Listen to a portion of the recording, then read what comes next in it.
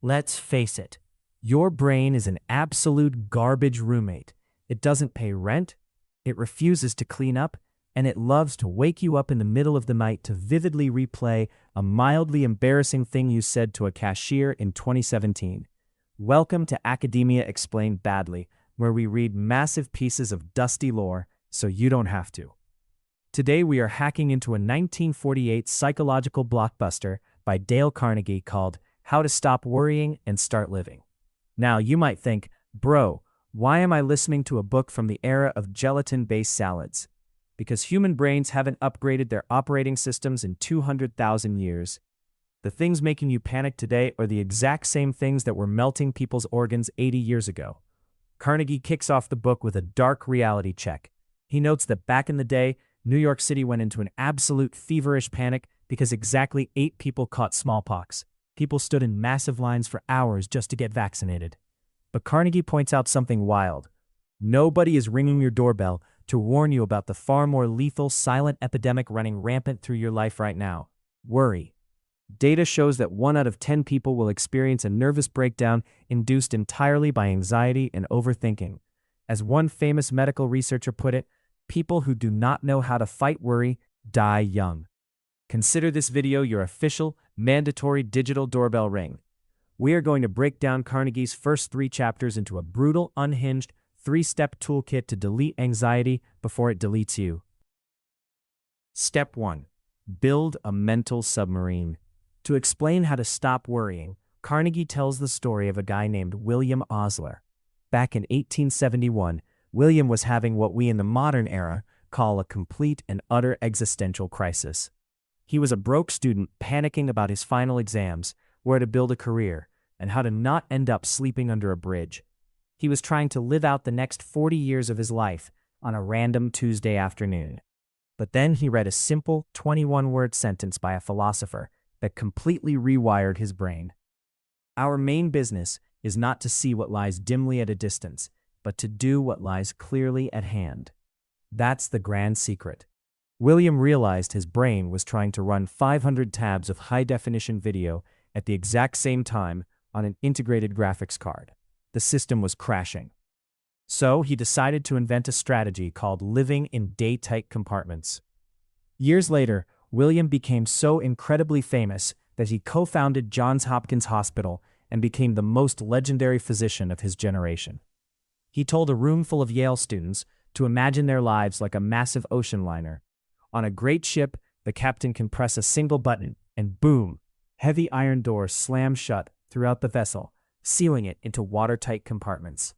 If one section floods, the whole ship doesn't sink. You need to do this with your mind. Every morning, you need to hit the force quit button on your brain. Slam the iron doors shut on the past, the dead yesterdays you cannot change.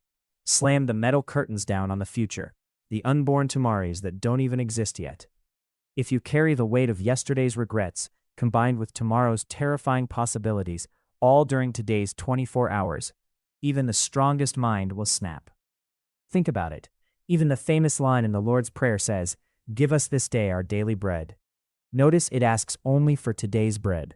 It doesn't say, "Hey God, what if there's a drought next autumn and I lose my job and end up eating dirt?" Today's bread is the only kind of bread you can actually chew. By all means, plan for tomorrow. Look at data, map out your schedules, make logical preparations, but have zero anxiety about it. Good thinking focuses on cause and effect to make constructive plans. Bad thinking is just a chaotic loop of imaginary scenarios that leads directly to tension and making weird choices. Step 2. The air conditioner formula. Okay, so living in a 24-hour bubble sounds great in theory. But what happens when reality actually hits the fan?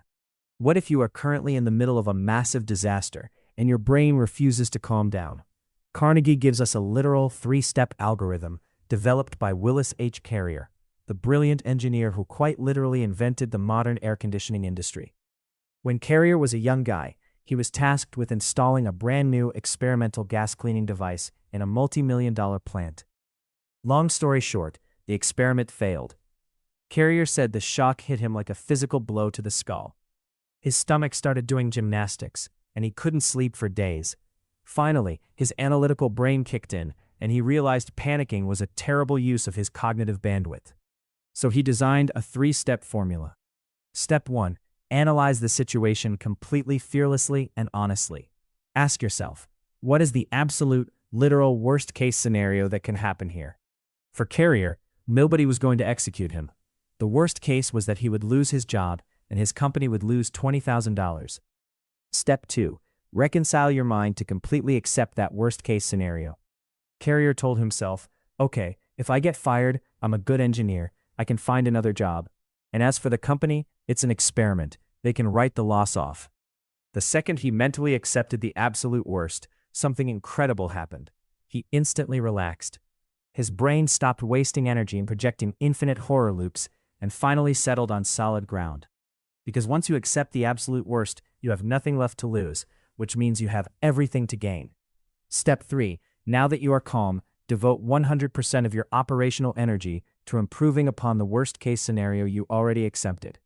Because Carrier was finally clear-headed enough to think, he figured out that if they bought $5,000 of extra equipment, the machine would work. Instead of losing $20,000, they ended up making a $15,000 profit. If you think this formula doesn't apply to real life, let me introduce you to Earl P. Haney. Earl developed severe, agonizing stomach ulcers. Doctors told him he was an incurable case and told him to literally prepare to die. Earl looked at his options and made an absolutely unhinged decision. He said, well, if I'm going to die anyway, I'm going to fulfill my dream of traveling the world right now.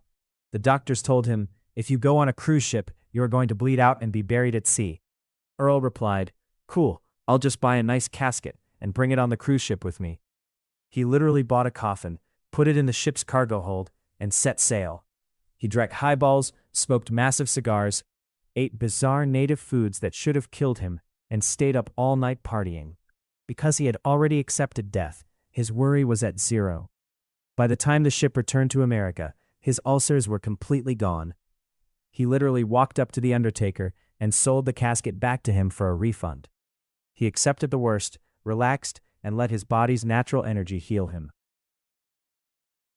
Step 3. What is eating you? If you are still not convinced that you need to master these 2 formulas immediately, let's look at what worry is physically doing to your internal organs right now. One legendary specialist in intestinal disorders dropped a quote that belongs in an academic hall of fame. You do not get stomach ulcers from what you eat. You get ulcers from what is eating you. The famous Mayo Clinic did a massive study on 15,000 patients treated for stomach disorders. The data revealed that 4 out of 5 patients had absolutely zero physical basis for their illness. The root cause? Fear, worry, hate, and the inability to adjust to reality. Worry triggers your sympathetic nervous system, keeping your body in a constant state of fight or flight. This literally changes the chemical composition of your gastric juices from normal to highly acidic, causing your stomach to slowly digest itself. And it doesn't stop at your stomach. Medical data compiled in the book shows that chronic overthinking messes up your body's calcium balance, which can cause sudden tooth decay.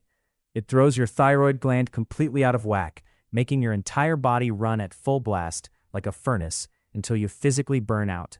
Famous old Hollywood actress Merle Oberon noted that when she was starting out, she was starving, broke, and terrifyingly anxious. One day she looked in the mirror, saw the physical lines and structural damage worry was doing to her face, and realized, my appearance is my only asset. I literally cannot afford the physical cost of worrying. She stopped immediately to protect her face. A famous French philosopher once told his citizens something we should all copy. I am completely willing to take your affairs into my hands, but I am absolutely refusing to take them into my liver and lungs. So, let's wrap up part 1 of our classic book breakdown. If you want to keep the psychological monster of worry out of your life, you have 2 ironclad rules. Stop trying to solve the problems of 2030 or fix the mistakes of 2020. Protect your stomach, protect your face, and just handle the 24 hours right in front of you. In part 2, we are going to dive into how to crowd worry out of your mind completely using real data charts. Hit subscribe so your brain doesn't panic about missing the next video. Leave a comment detailing what your garbage roommate brain is currently making you overthink, and I'll see you in the next compartment.